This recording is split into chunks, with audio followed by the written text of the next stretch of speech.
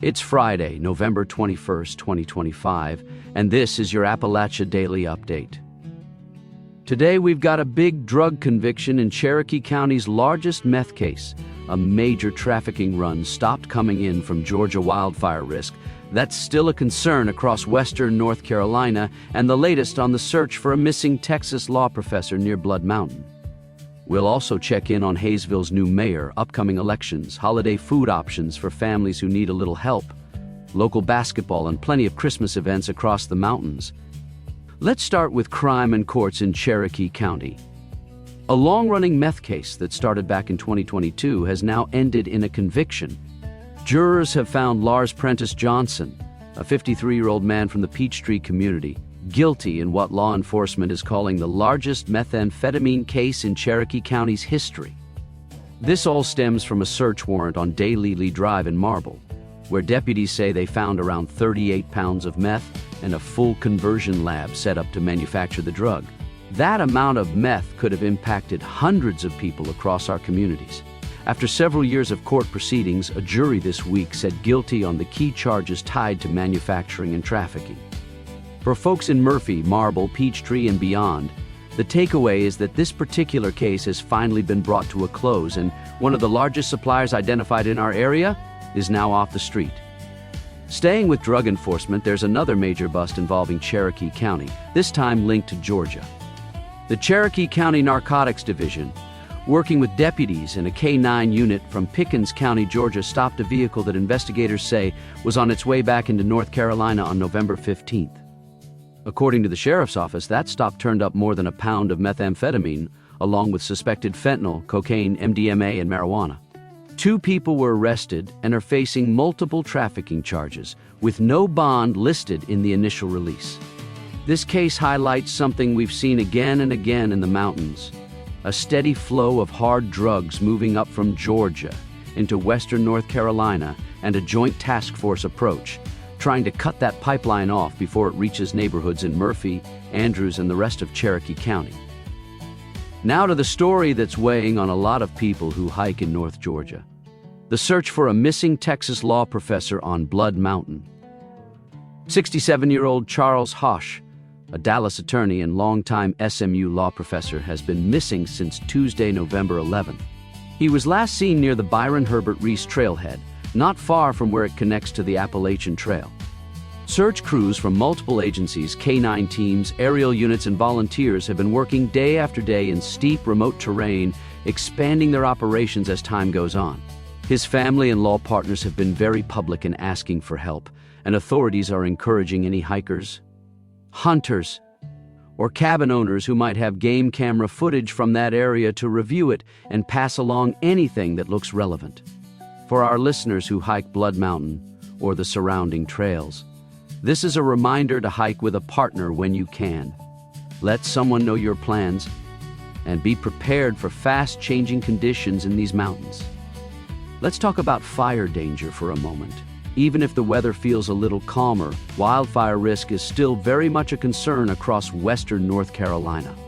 State climate experts and the North Carolina Forest Service say that, in addition to our current dry conditions, we're dealing with a massive amount of storm damage left behind by Hurricane Helene. Across the region, more than 800,000 acres of forest were damaged, leaving downed trees and debris that act like extra fuel on the forest floor.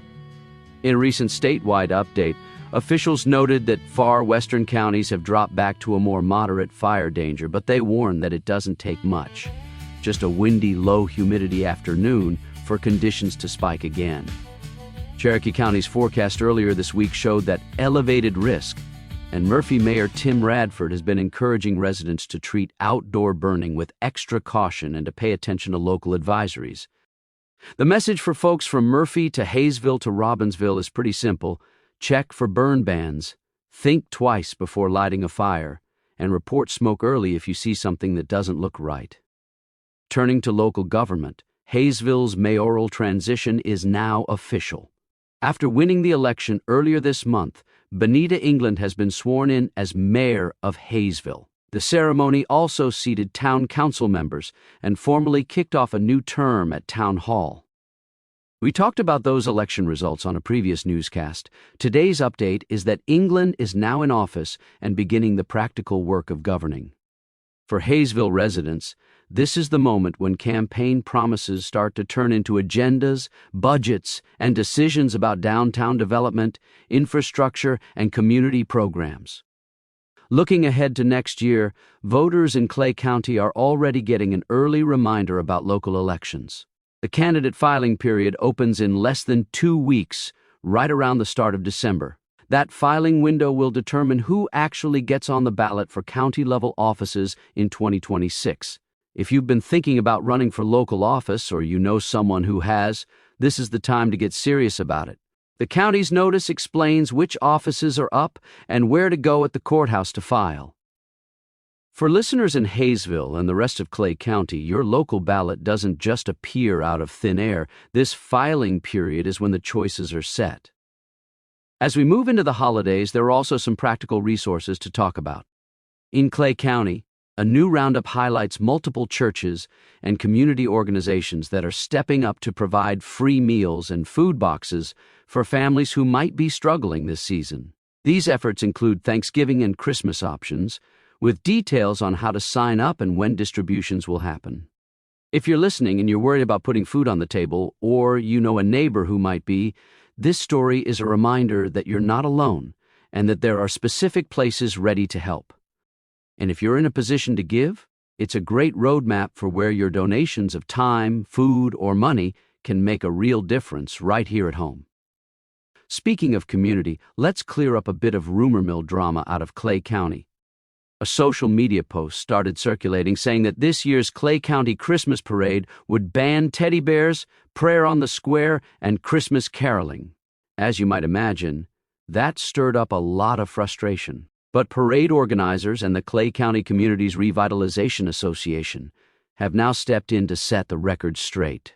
They say they have never restricted prayer, worship, or holiday music in community spaces. What did change a few years back was the practice of tossing stuffed animals from parade floats, after some of those toys ended up wet, dirty, and left in the street. Religious floats and carols are still very much welcome, and there's even an award for faith-based entries. The parade itself is scheduled for December 13th at 6 p.m. on the Hayesville Square. The big message here is come enjoy the parade, support your neighbors, and get your information from official channels, not from one viral post. Let's shift over to sports.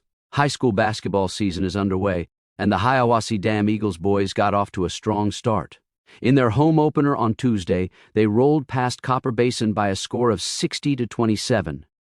The win continues a long run of success for Hiawassee Dam in that particular matchup.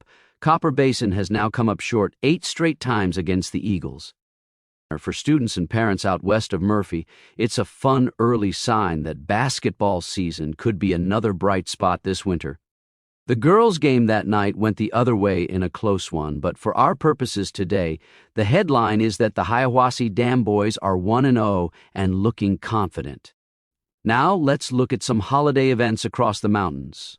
In Andrews, Christmas on Main is set for Saturday, November 22nd, from 10 in the morning to 5 in the afternoon. Main Street will be filled with vendors, music, and that downtown festival energy that small mountain towns do so well. If you're looking for a day trip with the kids or want to knock out some shopping with local makers, that's a solid option. Back in Murphy, the Murphy Christmas Parade is on the calendar for Saturday, December 6th, starting at 6 p.m. The parade runs from the Valley Village Shopping Center down to the L&N Depot. Downtown Murphy will be lit up, and that event tends to bring out a big crowd from across Cherokee County. If you're willing to drive a bit, Mountain Country Christmas in Lights at the Georgia Mountain Fairgrounds in Hiawassee kicks off November 27th and runs through December 23rd. It's an evening walk-to-through light show with music, food, and family-friendly activities, most nights from 6 to 9 p.m. And in Blue Ridge, the annual Christmas tour of trees at Serenity in the Mountains is not just pretty to look at, it's also a fundraiser. On Sunday, November 23rd, from 2 to 5 p.m., you can tour more than 200 decorated trees, enjoy refreshments, and know that your ticket supports Fannin County's Shop with a Cop program, which helps provide Christmas gifts for kids in need. we'll wrap up with some good news for local schools and students. Across western North Carolina, 7 school systems, including Cherokee Central, Cherokee County, Clay, Graham, Haywood, Macon, and Swain, along with 4 individual schools, are receiving a major STEAM grant called Bridging the Gap with STEM E Squared. The funding comes through the Cherokee Preservation Foundation and is aimed at expanding science, technology, engineering, arts, and math opportunities for students. That will mean things like mobile science labs, more hands-on classroom projects, and training so teachers can bring newer tools and experiments into their lessons. For families in Murphy, Hayesville, Robbinsville, and surrounding communities, this is a long-term investment in the skills our kids will need, whether they stay here in the mountains or head off to college and come back later. And that's the news for today. We'll see you tomorrow. If you found this newscast interesting or want to know how to be a part of it, contact us at podcasts with an S at riverrun, that's all one word, .digital. There's no need to add .com. That's podcasts at riverrun.digital.